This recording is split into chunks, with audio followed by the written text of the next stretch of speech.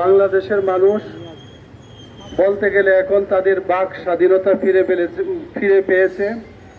মুক্ত মনে আমরা কথা বলতে পারছি। আপনারা জানেন, শেখ মুজিবুর রহমান 15ই আগস্ট যখন সপরিবারে নিহত হয়, বাংলাদেশের মানুষ তার জন্য খুব একটা কান্না করে নাই এবং তাকে জানাজা পড়ায়ও বিশেষ জানাজা পড়ানোর লোক ছিল না। সেই শেখ মুজিবুরের দলের লোকেরাই বঙ্গভবনে তারা তখন শপথ নেওয়ার জন্য ব্যস্ত ছিল। এমত অবস্থায় বাঙালি জাতির উপরে এই 15ই আগস্টকে একটা সুখের মাস, একটা কান্নার মাস তারা আমাদেরকে চাপিয়ে দিয়েছিল। আজকে আপনারা লক্ষ্য করেছেন, এই স্বৈর শাসনের পতনের পরে প্রথম আজকে এই 15ই আগস্ট পালিত হচ্ছে একটা বিজয় দিবসের মতো। এবং আমরা মনে করি এই আগস্ট মাস এইটা বিজয়ের মাস। আগস্ট মাসে এই দেশ থেকে শেখ মুজিবকে মুক্ত করা হয়, শেখ মুজিব মুক্ত দেশ বানানো হয়েছিল। আবার তার কন্যা স্বৈরাচারী হাসিনাকে এই আগস্ট মাসেই তাকে পতন করানো হয়েছিল। আপনি খুব মস্কারা করে তিরস্কার করে বলেছিলেন যে আমার গণভবনের দরজা খোলা আছে, তোমরা আসো, কথা বলি, আলোচনা করি। কিন্তু যখন গণভবনের দরজা খোলা হলো, যখন ছাত্র জনতা গেল, তখন আর আপনাকে পাওয়া গেল না। এর আগেই আপনি চলে গেলেন, আপনি দাওয়াত দিলেন, কিন্তু আপনি স্বামীর বাড়ি চলে গেলেন। এই তো হয় না।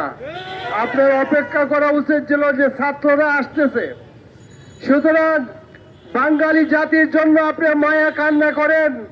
এই দেশে আপনার এই শেখ হাসিনার অবৈধ ক্ষমতার পার্টনাররা যারা আছেন, যারা সুবিধা ভোগ করেছে, তারা এই দেশে আছে।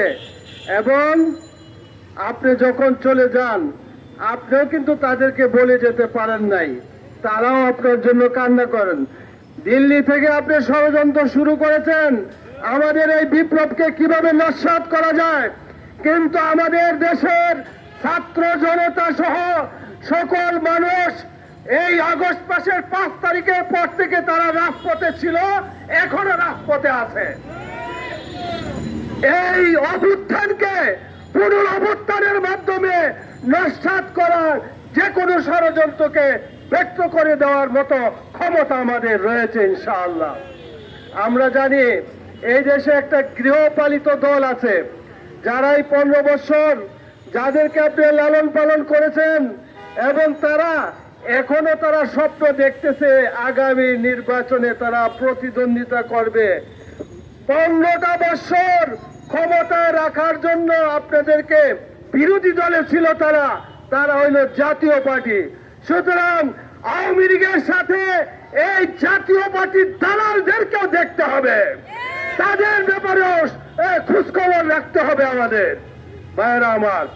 সুতরাং আমরা বলতে চাই, এই 15 বছরের যে দুর্নীতির খতিয়ান আমাদের সামনে আসছে, সুতরাং পাই করে হিসাব নেওয়া হবে। সকল খুন গুণের মামলা হবে শেখ হাসিনা এবং তার দলীয় ক্যাডারদের, ছাত্রলীগদের, যুবলীগদের, এবং প্রশাসনকে সহযোগিতা করবে। এই দেশের 18 কোটি জনগণ প্রশাসনকে সহযোগিতা করব। আমরা জানি পুলিশ ভাইরা তারা নিজের ইচ্ছায় সবকিছু করেন নাই। হাসিনার নির্দেশে, ঊর্ধ্বতন অফিসারদের নির্দেশে যারা জনগণের উপরে গুলি চালিয়েছে, নির্দেশদাতাদেরকে খুঁজে বের করে তাদেরকে আইনের আওতায় আনতে হবে। সুতরাং বিজয় আমাদের ছিনিয়ে নেওয়ার ষড়যন্ত্র চলবে। এই আওয়ামী সন্ত্রাসীদের এই দেশে রাজনীতি করার কোনো অধিকার নাই। সুতরাং আমরা মাঠে আছি, মাঠে থাকবো, সকলে মিলে এই দেশকে আমরা হেফাজত করব। আখির দাওয়া।